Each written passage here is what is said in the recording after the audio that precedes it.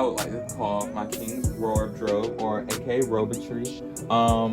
We can start with the thing that started it all, which was this one. My first trip to China, I made it a goal to get a silk robe. I needed it to be old. I needed it to have gold embroidery. And we found this on the very last day. I was able to go to the basement of a street market and haggle with a lady. She pulled out some plastic bags and she was showing me different robes. A rule in Asia is you can't take anything from the dynasty era, so over 100 years old, and it's considered illegal to take it out of the country. So this one's 80 years old. Played it safe, guys. First robe purchase in China. Every time I go, I try to get at least one. These two were from my past purchases. They're theater, so you can see the gold embroidery throughout. You can see the dragons. So this one would be a theater piece. This one is really old.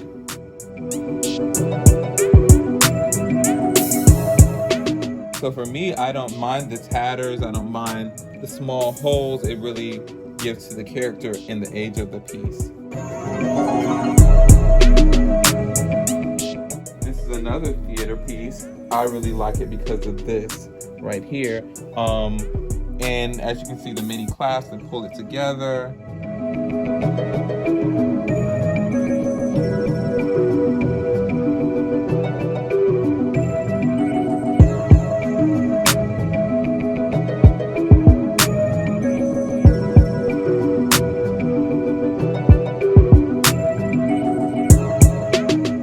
Okay, so these are my Asian lamps. I put a little, I guess you call them swans, in a bird cage, just because it's torture to put any other bird in it. And I bought this opium pipe in China. Actually walked around carrying it like I was Cruella de Vil, and they were very entertaining. And then we have this picture, which is hand-painted lacquer from Salvation Army. It's in 4 pieces, so you just hang off 4 pieces. You can space them out or put them all together. Person from Indonesia.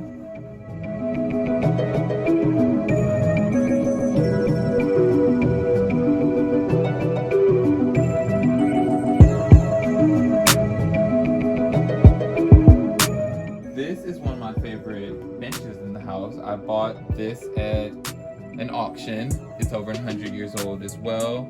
The decor is not really Asian, but I like the color against the green walls. I put 2 Asian style puppets. One looks about to be Thai. Both of them look to be Thai or Indonesian. I bought them in antique malls in Alabama. I really like the details in this one. And I like that this one looks like a vizier of a royal emperor.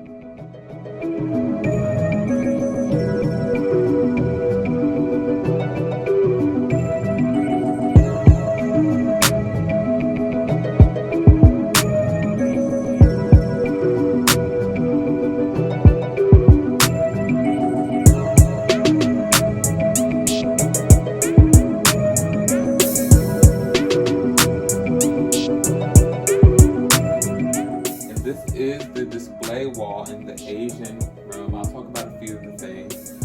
This is another opium pipe I bought while in China. I like the different stones in it. This would be how you, I guess, put it in. These daggers I bought in China. I was very wary because they looked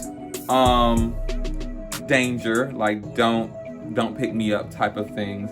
Articles, they told me it was for good luck, but one of my models, which is from Tibet, told me they're actually for revenge. So, that's an interesting story with these. This crown was the main reason I returned to China. It's the first time I did not buy them. I thought they were so fragile because they're so thin. But these would be headdresses for, I believe, the Mao people. And they're made out of hammered metal. So, thinly hammered metal. You can see the different scenery. You see the horses down here. You see the roosters, each with a leaf in their hand and the different flowers. So that was actually survived a full trip all the way back to America in a shopping bag. It's paper thin.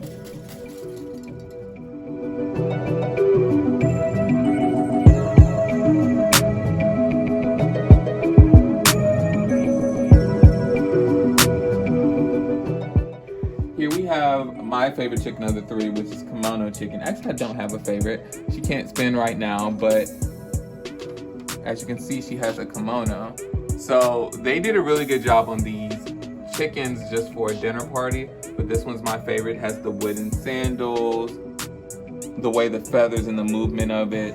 I also bought this at the same estate sale. Another Asian puppet. They were able to make it a stand.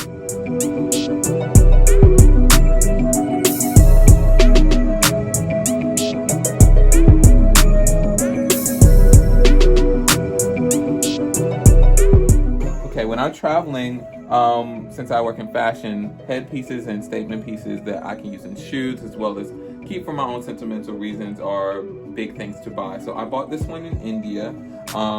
It looks African, but it could be one of the Indonesian or South Asian type of headdresses. I love the beads. It's really ornate. The cowrie shells. I'm sure it's not an antique, but it just struck my eye. As well as this one. This headpiece was from my first trip in China. It's actually just a display piece. It's plastic. It came from a store in that market. I cannot find any headpieces in the market, so I just asked them, can I buy it off a display? And in China, you can pretty much name your price. So this one came with me from the first trip in China.